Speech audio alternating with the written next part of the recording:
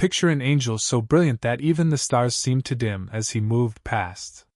His beauty came not only from blazing wings or piercing eyes, but from the very essence within, a being carrying the Creator's own light. His name was the flame of God. That flame never fades, a fire that shines and sears, granting wisdom yet consuming deceit.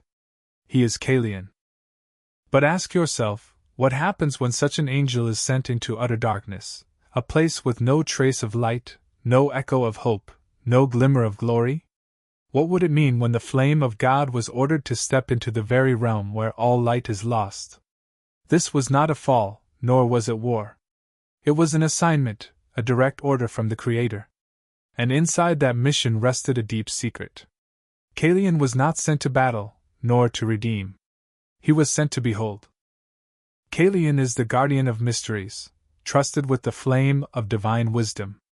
When mankind strayed in confusion, when kingdoms sank into shadow, when people needed truth more than the sword, Kaelion was called. He bore light not just to lead the path, but to reveal, to offer understanding in the most uncertain hours. And so, Kaelion often remained still. He watched more than he acted, listened more than he spoke. He waited for the order, a command heavy enough to break the stillness and shift the course of all things. Yet even the flame, hardened by patience, could not be ready for what awaited. We often believe angels come to triumph, to shield, to bless, or to declare good news. But the story of Kaelion shows another reality. There are moments when God does not send his angels to conquer, but simply to stand. At times the task is not to end the night, but to remain in it and show that light still is. And that truth brought even heaven into silence. Imagine the moment. Amid endless brilliance and songs of heaven, a sudden quiet falls. The Creator calls a name. Not Michael, the fierce, but Kaelion. That name alone was enough to make every angel pause, for it marked something never before revealed. The command rang out, clear yet weighty. It was unlike anything ever spoken. And in that instant, heaven understood. Kaelion would be sent to a place no mind had dared imagine. And so the tale unfolds. The story of light sent straight into the core of darkness.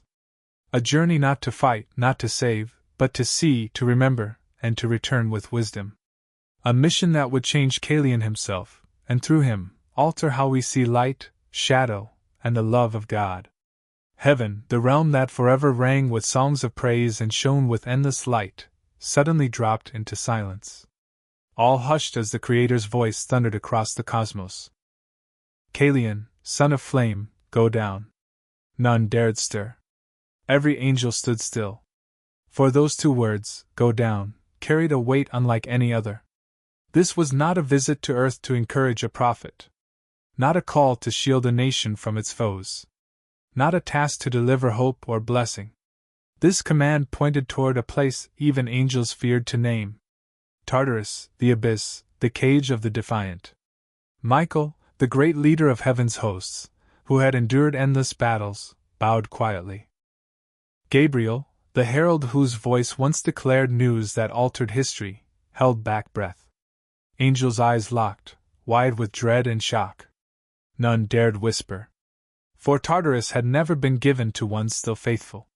It was the pit of rebellion, the seal of ruin and eternal shadow. Yet now, a high archangel without stain, a bearer of pure light, was chosen to descend. Kaelion bowed, taking the order in silence.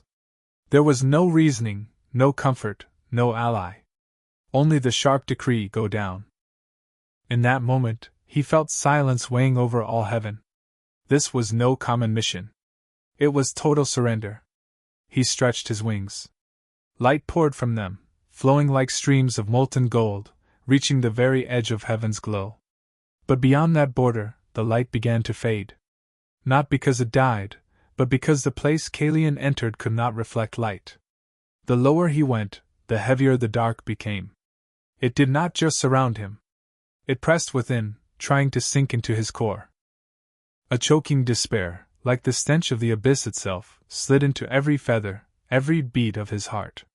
Even an angel could sense its crushing grip. Tartarus. Not man's hell, but a prison built to bind defiant angels. The air was heavy as smoke, reeking of sulfur, mixed with endless shrieks. The noise cut through silence like blades, shaking the heavens themselves.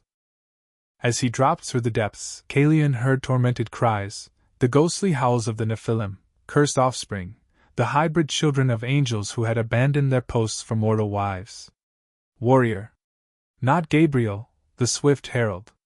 Once they roamed the earth as giants, spreading ruin and bloodshed. Now they were only cast-out spirits, caught between realms, their endless cries tearing through the abyss. Yet more chilling than their wails was the silence around the fiery chains, where the watchers were held. Those 200 angels who once stood in honor, entrusted with judgment, now warped by lust and defiance. Wings once radiant now blackened and broken. Eyes that once gazed upon the Creator's glory now hollow, some empty with grief, others blazing with rage. Some cursed heaven with fury, others cracked into madness, their minds consumed by shadow. Yet others wept, bowed low in sorrow, trembling in regret. They had once stood in the light, once walked in holiness, but lost it all by their own will. Now the chains gripped not just their forms, but their very souls and the memories they could never shake. Kaelion moved through the scene, his glow not blazing but steady, like a lantern in a storm, and even that presence made the abyss quake. The watchers lifted their eyes and a broken voice rasped through the silence. Kaelion, knower of the secrets of the stars, why have you come? To mock us? To remind us of our loss? In that instant, heaven within the abyss seemed to freeze, awaiting his reply. Kaelion stayed wordless for a time, and that silence roared louder than tempests, shaking even the defiant. Then his voice pierced the dark, burning like fire in the void. Number, I am here, because the Father still sees you. Not to release, not to judge, but to witness. Those words rolled through Tartarus like thunderbolts. For Kaelion was not merely a herald, he was a bearer of truth, and a witness holds the memory of truth for eternity. The command, go down, was not a mission, it was a paradox. Light stepping into the deepest dark, the flame of God standing inside the prison of his own rebels. Kaelion bore no sword, he led no host, he carried one thing alone, obedience. And that forces us to ask, could it be that God at times calls us into places the mind cannot explain? Could it be that he asks us to step into paths with no reason, no ally, only trust? Kaelion became that sign, the image of steadfast obedience. No protest, no demand, no retreat. He heard, and he went down.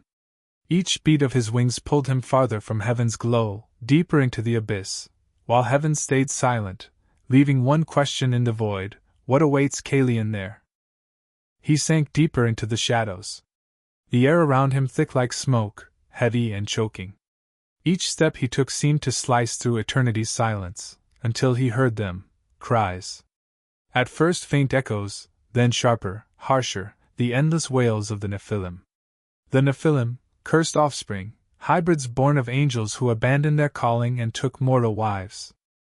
Once they strode the earth as towering giants, spreading ruin and bloodshed, but now they were nothing but banished spirits, stuck between worlds, weeping without end. Their shrieks tore through Tartarus like knives twisting in the ears of all who heard.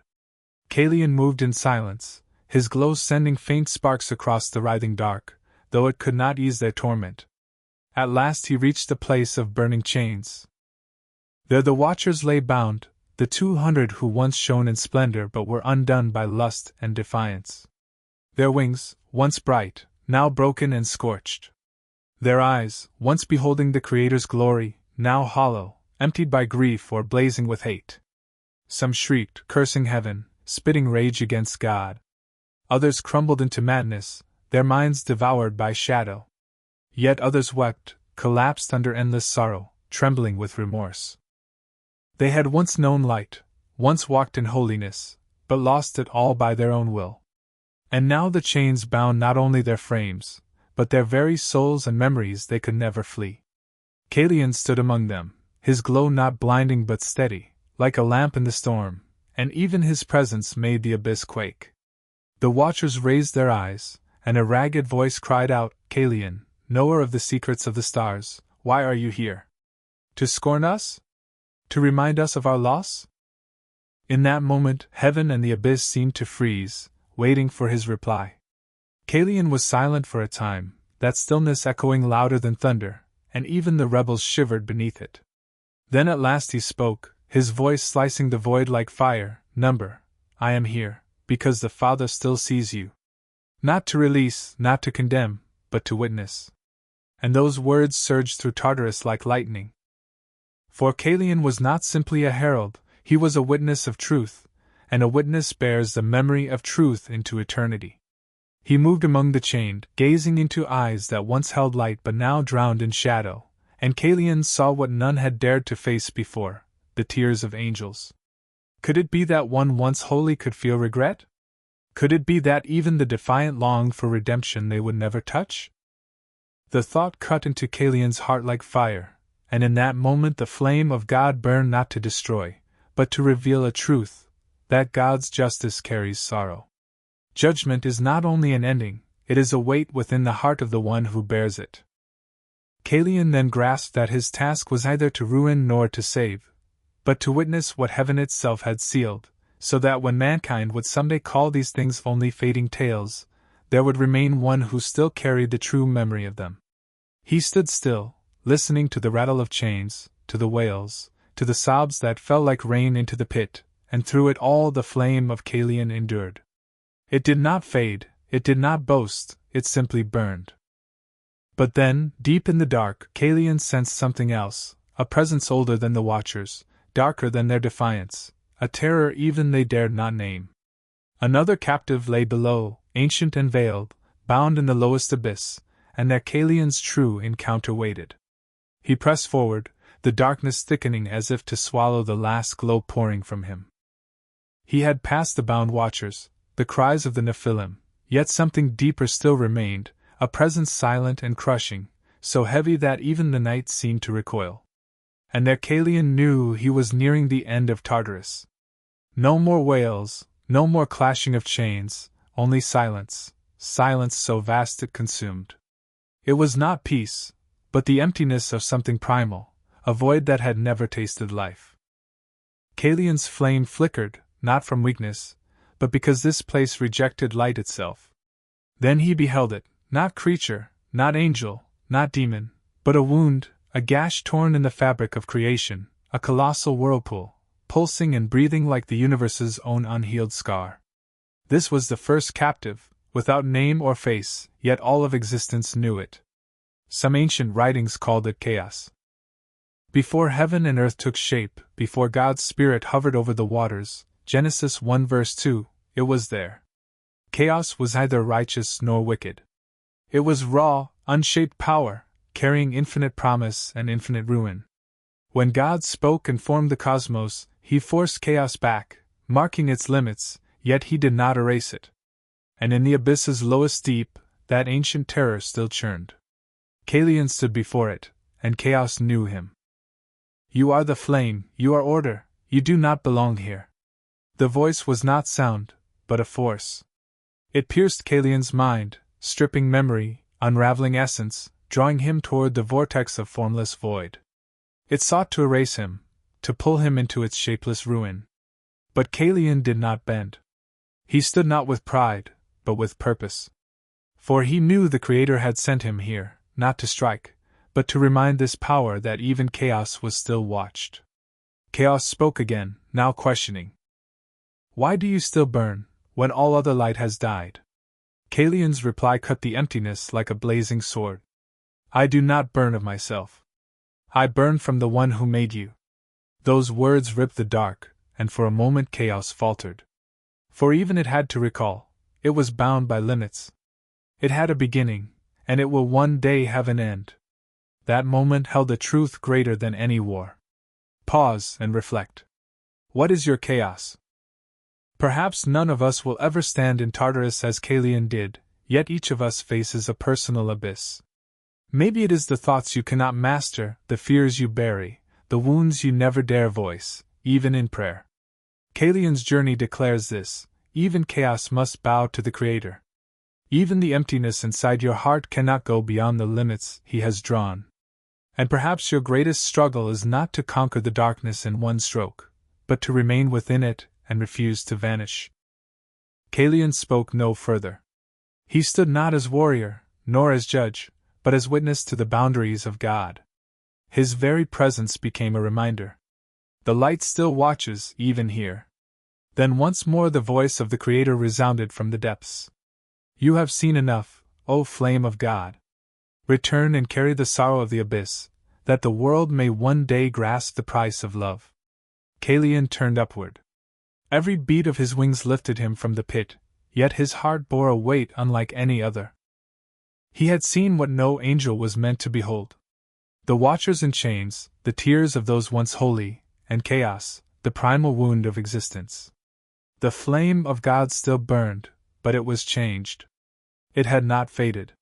It had not been tainted.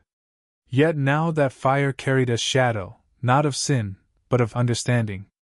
As Kaelion rose past the final veil of darkness, heaven's glow returned. The stars blazed again, songs lifted once more. But heaven knew something was different. When the angels beheld Kaelion, they fell into silence. For in his flame they saw depth, weight, and solemn quiet, as though his light had touched the abyss and returned marked forever. Michael, Gabriel, Raphael, all gazed on him without words. They saw that the fire of Kaelion still shone, but no longer as brilliance alone.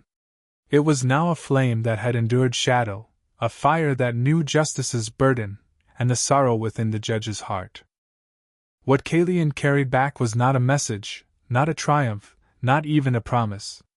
He carried a memory, and that memory was enough to reshape how heaven itself understood justice and mercy. Later, when God chose to unveil visions to Enoch about heaven and the end of all things, it was Kaelion who was sent, not by chance. For only one who had walked the abyss could speak of light with full truth. Only one who had faced ultimate darkness could guide a mortal through visions heavy enough to break a soul. It was Kaelion who showed Enoch the book of the stars, the coming flood, the final judgment. He spoke not only with knowledge, but with experience, the weight of seeing rebellion's cost and feeling sorrow within the justice of God. This is the heart of the tale. Sometimes strength is not in battle, but in presence. Sometimes the mission is not to bring victory, but to stand in the shadows and prove that light endures. And sometimes God does not send us to change what is, but to witness it, to carry the memory, to live with it, and to share it as a reminder. So what does this mean for us? You may never step into a supernatural abyss as Kaelion did, but you may walk through another kind, loneliness, loss, trials without reason. You may ask, why would God let me endure this? Why does He not rescue me at once? The answer is not always swift deliverance. Sometimes He calls you to witness, to face a darkness only you can see, to carry what others cannot. And when you emerge, your light will hold a shadow, not of guilt, but of understanding. Kaelion teaches us that even angels bear weight, that justice holds sorrow, that judgment is not only a conclusion, but a wound in the heart of God. And that love, true love, sometimes pays in silence and endurance. When Kaelion returned, heaven itself held its breath, knowing something sacred and unspoken had taken place. That mission was called forbidden, not because it was wicked, but because it was too holy, too heavy, too mysterious for any other to bear. And now Kaelion carried it in his flame. And so the question lingers, what darkness is God calling you into? Perhaps not to fix it, not to conquer it, but to stand within it, to hold your flame, and to show the world that light endures. Kaelion, the flame of God, went down, he witnessed, he returned. And in his story we learn this: sometimes the highest calling is not to fight, but to be faithful in the dark. So hold your flame, stand firm in the shadows, and together with mystical Bible stories, let us keep searching for the deep mysteries of Scripture, where light and darkness meet, to reveal the love of God.